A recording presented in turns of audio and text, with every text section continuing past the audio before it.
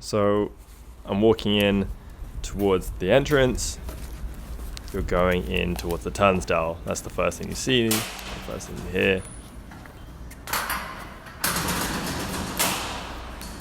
I'm walking down this alleyway, ready to get image scanned. You walk towards these little camera looking things that are pointing at you. They're going to measure your temperature. There's another worker sitting behind a laptop. They'll give you a thumbs up, give you a nod. I don't really know if they know what they're looking for, but they give you a mask if you don't already have one on. Hey, how's it going? Thank you. So right before you kind of go from the semi-well lit, looks almost like a school kind of facility, like an entrance with the turnstiles. There's a whole lot of mantras and slogans just lit up right at the top. It's interesting what will stick in your head when you're doing kind of tedious work for 4 hours, and one of them is those mottos, because you just see them over and over again. Leaders have relentlessly high standards because they refer to every worker, no matter how much you're paid or what your job is, you're a leader.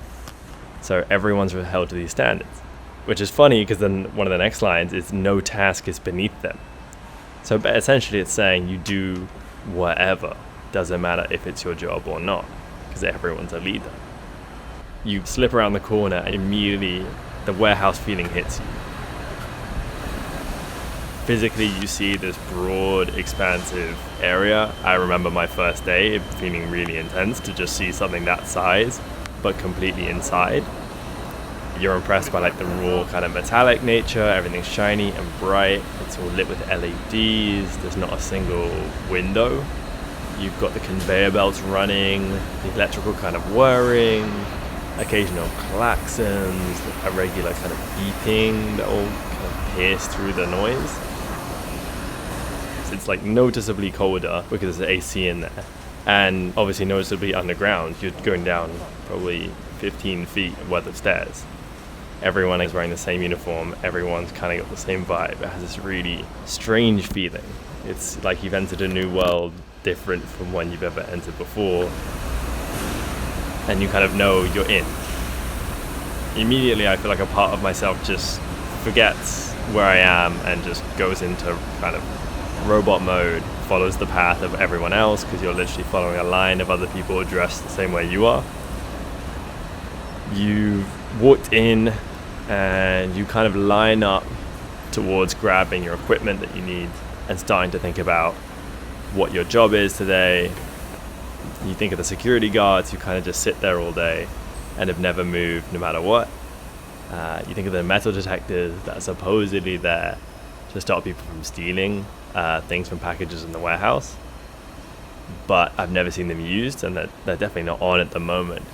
But it kind of adds to this whole sense of feeling a bit like you're in a prison. Like, I mean, the joke made by someone when I first started was that actually working in the warehouse is a bit like a prison, but at least in prison they feed you. You feel that, especially walking into the bigger warehouse section, because of the way everyone's dressed the same, everyone does the same thing, there's managers watching you pretty closely. And then the language of like the Green Mile, something that I first found out about during my training, I kind of recognized it. And it actually refers to the term given for death row in the US in certain prisons, but they use it in Amazon as like the path you should follow to get to your workstation, which I think is just very sinister. The other thing that's in my head is like they have these little, like tiny little posters that they put on like a little notice board like you would see in a school or any workplace. And it tells you all the people that have been caught stealing and, you know, they fired. It's anonymous, but it's like, you know, it gives you the date, gives you the item they tried to steal. It's trying to just put a bit of fear into you, really. It's something to think about as you start the drudgery of your day. So once you've reached the front of this line, you kind of then have to look up at these like plasma TV screens. There's 3 or 4 of them spread out, which give you essentially your workplace assignment. Where are you going to be working in the warehouse? What's your specific job? It supposedly is random. It seems random. You're very rarely paired with the same people. So you're looking at the screen, you're figuring out where you're going to be going that day, walk towards the little shelves where you get your barcode scanner, grab it, you log into it. So everyone has their own kind of personal ID. And so once you're logged into the barcode scanner, they know it's your scanner. So that's how they track how fast you scan, which is important because you spend a lot of time trying to get the right rate. Rate is the term that they use for how fast you scan boxes, basically. Because most people in the warehouse are doing that role. They're referred to also as scanners. It's like your identity in the warehouse. The next step, you're kind of going, depending on your role, like for me today, I end up doing what's called a water spider, supporting the work of the scanners. The scanners are grabbing these boxes from off of their belts and they're putting them onto pallets. Think of like a big plastic pallet. I think it's like 6 foot by 8 foot, and they're stacking the boxes up. So they're grabbing them from the conveyor belt. They're looking at the number. Does the number match their pallets that they're responsible for? You have 4 or 5 behind you, or usually more. And you look at it. You literally get your barcode scanner that's attached to your harness. You scan the box. You scan a box that's already on the designated pallet, and then you stack it on the box. And do that for 4 hours, and that's it. There are very few other distractions, right? You don't get headphones, earpods, whatever you want to call them, earbuds, all banned. In the age of COVID, where you can wear those kind of face covers almost, not just masks that cover your ears, right? You can put earpods under that and no one's going to catch you. But if you are cool, like, you will be shouted at. Like, you got to know that's coming.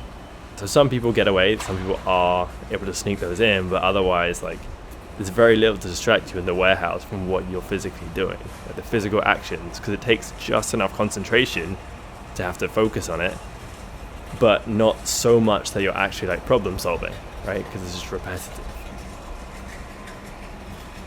You forget that like no one talks, because very rarely are there people who know each other well enough in the warehouse, or people who like each other enough to actually have a proper conversation, because you also have to stop work really to talk.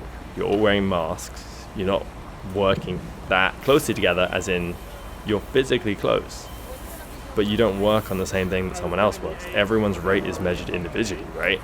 So you're not doing teamwork, so you have no reason to communicate in theory. So you kind of have to stop working to do that. You might hear a manager shouting, being like, can you move that box? Can you do this faster? But that's about it. So your shift is 4 hours, the breaks come about halfway through. And it's essentially a 20-minute break broken down by the fact that you have to walk from your workstation to your break. In that time, you don't get extra time. It's a 5-minute walk for most people, probably, from their workplace to their break room.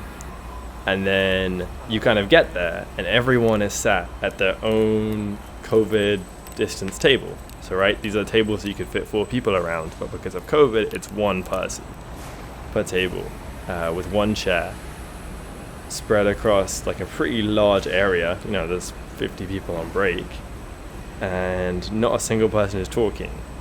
Occasionally, people are like sneaking off to the side, not, distance, taking their masks off a bit.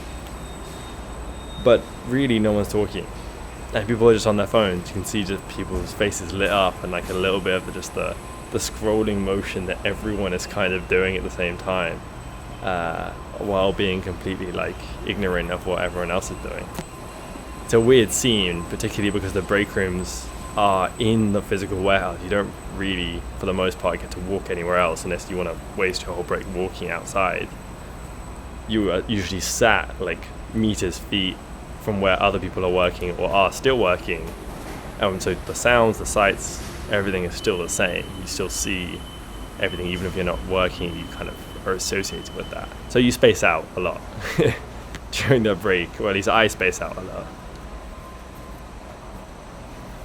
When you're not doing that, I think one of the things you are focusing on in the warehouse, particularly with everyone wearing these masks, is like the real threat of COVID, right?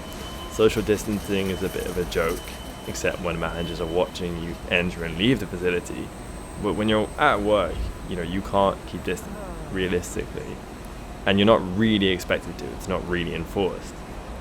But I mean, there's other stuff they do, right? Management is there to make you feel a bit unsure about if you're doing the right thing and if you're working fast enough. I mentioned people have vests depending on their role, if they're new, if they've been working there a long time, whatever it is. But no one ever explains to you what the vests mean when you start, or what any of the roles mean comparative to your own role. It's not in any of the trainings they send you. It wasn't in my day one orientation. Like a lot of things in the warehouse, you kind of have to figure it out yourself, right? But like, why wouldn't they tell you? Why would they have managers kind of constantly walking around?